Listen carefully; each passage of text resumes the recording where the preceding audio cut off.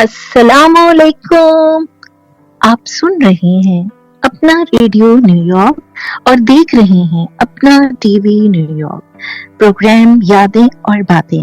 मेरे साथ मौजूद होते हैं मशहूर कमेंटेटर हसन जलील और मैं आपकी होस्ट जुबी अली। अस्सलाम वालेकुम हसन भाई, क्या हाल अहवाल है?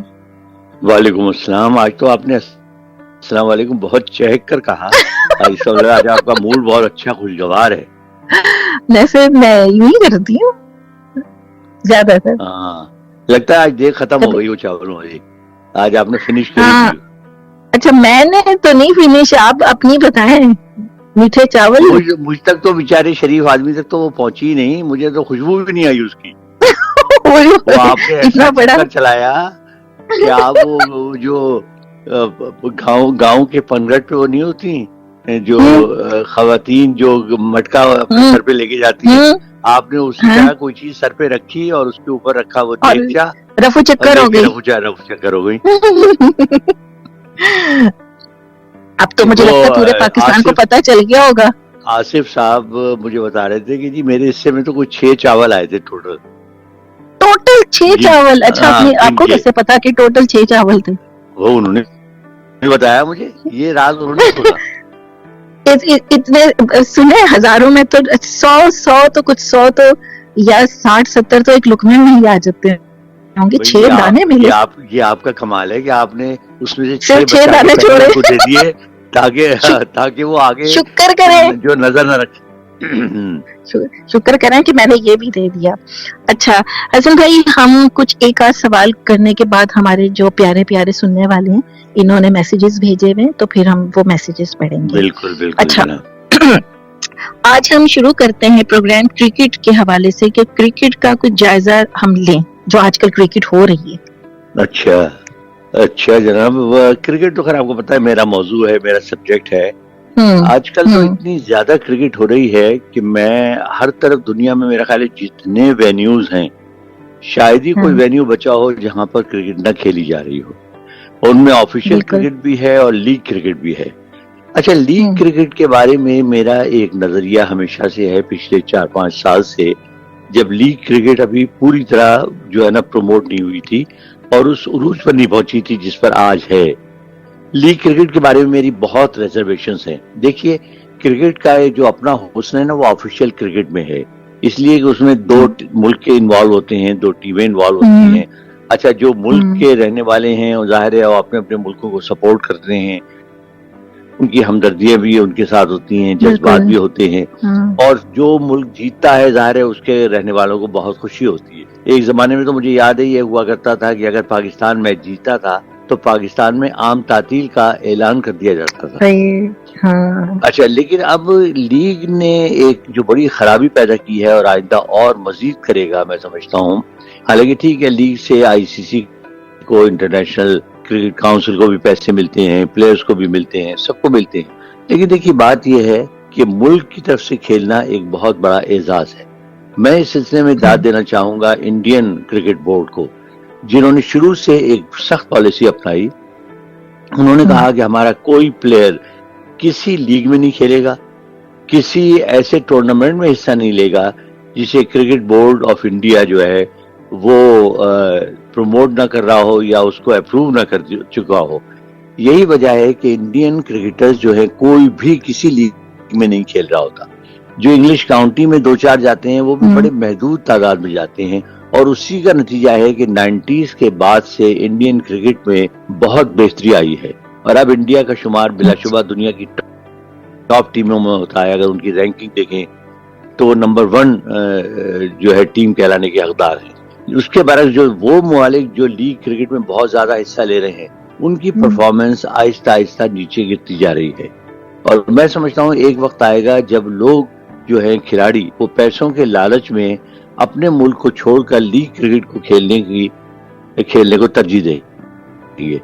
जैसे अभी पाकिस्तान के खिलाड़ियों के बारे में एक मोहम्मद हफीज जो टीम डायरेक्टर थे, उन्होंने आकर एक शिकायतनामा जारी किया, अपना बयान जारी किया उन्होंने ये कहा कि हमारे खिलाड़ियों को जो है वो लीग क्रिकेट से ज्यादा दिलचस्पी थी बनिस्बत जो क्रिकेट वो खेल रहे थे, और यही वजह है कि हम ऑस्ट्रेलिया से बुरी तरह हारे। تو میں سمجھتا ہوں کہ تمام کرکٹ بورڈز کو اس بارے میں سنجیدگی سے سوچنا چاہیے. اب دیکھیے دنیا میں اس وقت 31 لیگز ہو رہی ہیں, 31 ٹورنامنٹس ہو رہے ہیں. اب ظاہر ہے سال تو دیکھیے 365 دن ہی ہے نا. اب 365 دنوں میں آپ 31, اگر ہر آپ اب آئی پی ایل جیسے ہے تقریباً 2 مہینے پر مشتمل ہوتا ہے. پی ایس ایل ہے جو بڑے ٹورنامنٹ ہیں وہ بھی تقریباً کوئی 1.5 مہینہ چلتا ہے. اچھا اب اس کے بعد جو باقی عام ٹورنامنٹ کے اگر آپ 20 دن بھی لگا لیں تو اس کا مطلب کہ 600 دن آپ کنزیوم کر رہے ہیں. 600 دن تو آپ ظاہر ہے کہ پلیئر کے پاس کہاں ٹائم ہوگا کہ وہ اپنی ٹیم طرف سے کھیلے. بالکل. اچھا چلے خیر یہ تو لیگ کی بات ہو گئی, میرا ذاتی نظریہ ہے اور میرا خیال ہے لوگوں کو اس سے اتفاق کرنا چاہیے. باقی یہ ہے کہ 2 سرپرائز ہوئے ہیں. انگلینڈ کی ٹیم جو ہے وہ انڈیا آئی ہوئی ہے اور انڈیا کی ٹیم اپنے گراؤنڈ پر بہت زیادہ مضبوط ٹیم کہلاتی ہے اور اسے ہرانا بڑا مشکل ہوتا ہے.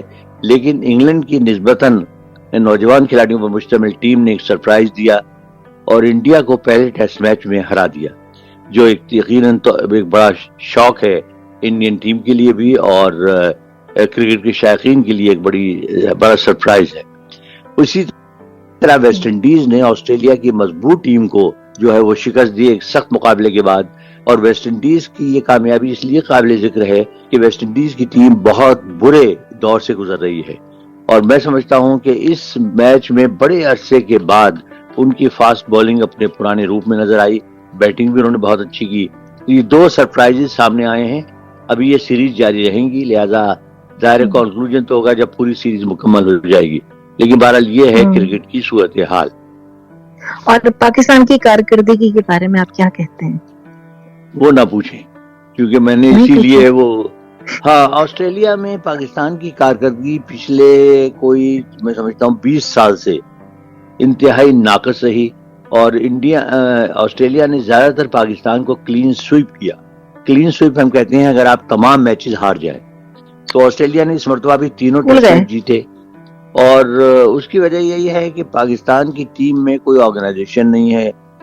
پاکستان کرکٹ بورڈ ہے, اس میں بار بار سربراہ تبدیل ہو رہے ہیں. جب سربراہ تبدیل ہوتے ہیں تو ٹیم کی پوری مینجمنٹ تبدیل ہو جاتی ہے. جب ٹیم کی مینجمنٹ تبدیل ہو جاتی ہے تو پرانی پالیسیاں بھی تبدیل ہو جاتی ہیں. یہ بہت نقصان دہ چیز ہے. میرا خیال ہے گورنمنٹ کو بھی اس بات پر سنجیدگی سے سوچنا چاہیے اور کم از کم 3 سال کے لیے آپ کرکٹ بورڈ کا چیف مقرر کر دیں. اس کو کہے بھائی اب آپ کی ذمہ داری ہے, لیکن یہ دیکھ لیجئے کہ اگر آپ کی ٹیم میں آپ کی امپروومنٹ نہیں ہوئی, پرفارمنس نہیں ہوئی, تو ہم کسی وقت بھی آپ کا وہ کینسل کر سکتے ہیں. تو میرا خیال ہے پاکستان کرکٹ کو بھی اب سنجیدگی سے اس طرف سوچ, کیونکہ پاکستان کی جو کارکردگی ہے وہ بجائے امپروو ہونے کے خراب ہوتی ہے. کیونکہ نیا بندہ آتا ہے, اس کی پالیسی کچھ اور ہے, پھر کچھ عرصے بعد نیا دوسرا ایک آ جاتا ہے تو ڈسٹرب ہو جاتے ہیں نا, مائنڈ بھی ڈسٹرب ہو جاتا ہے. کسی بھی ڈپارٹمنٹ میں میں مثال دے رہا ہوں کہ آپ گھر میں ہیں, اب اگر آپ کی بہن ہے فرض کیجئے وہ آئی ہوئی ہیں آپ کے ٹھہرنے کے لیے اور اچانک گھر کا نظام آپ ایک دن صبح کہیں کہ بھئی بہن میں تو بہت تھک گئی ہوں, 1 مہینہ ذرا تم چلا کے دیکھو, تو ان کو سیکھنے میں ہی 10-12 دن تو لگ جائیں گے اس میں کہ بھئی یہ کیا کھانے کیا پکتے ہیں, کتنا سودا آتا ہے, کہاں سے آتا ہے, اچھا کرایہ کتنا جاتا ہے, نظام کیا ہے. تو دیکھیے نا جب تک وہ سیکھیں گے ان کے جانے کا وقت آ جائے گا. بالکل ایسا ہی ہے. جی ہاں بالکل ایسا ہی ہے. اچھا آپ نے ایک مرتبہ ذکر کیا تھا 80 کی دہائی میں جو میڈیا تھا ہمارا انڈیا اور پاکستان کا, کچھ اس بارے میں بتائیے. اصل میں وہ بڑا مزیدار دور تھا, وہ ٹرانزیشن پیریڈ تھا. انڈیا ابھی وہاں انڈیا اوپن نہیں ہوا تھا تو وہاں پر نہ اتنا زیادہ بزنسز تھے, نہ اتنا زیادہ پیسہ تھا, نہ جیسے کوئی ترقی ہوئی تھی وہاں. پاکستان اس کے مقابلے میں خاصا ترقی کر رہا تھا بڑی تیزی کے ساتھ. تو پاکستان کا ٹیلی ویژن جو ہے وہ یقینی طور پہ انڈین ٹیلی ویژن سے بہت آگے تھا. اور مجھے اچھی طرح یاد ہے کہ 83 میں ہم گئے انڈیا 3 ٹیسٹ میچوں کے لیے. تو جالندھر پہلا ٹیسٹ میچ تھا.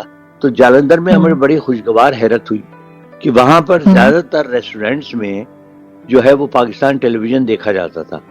اور ہم نے جب کسی سے پوچھا مینیجر سے ایک ریسٹورینٹ میں جہاں ہم کھانا کھا رہے تھے, میں اور ظہیر عباس, تو انہوں نے کہا کہ جی ہم نہ صرف یہ دیکھتے ہیں بلکہ آپ حیران ہوں گے سن کے, اس زمانے میں ایک ڈرامہ بہت پاپولر تھا وارث پاکستان کا. تو وہ کہہ لگے جی آپ کا جو وارث چلتا ہے تو اس میں تو یہ آپ کو سڑک پہ لگے گا جیسے کرفیو لگا ہوا ہے, کوئی بندہ نظر نہیں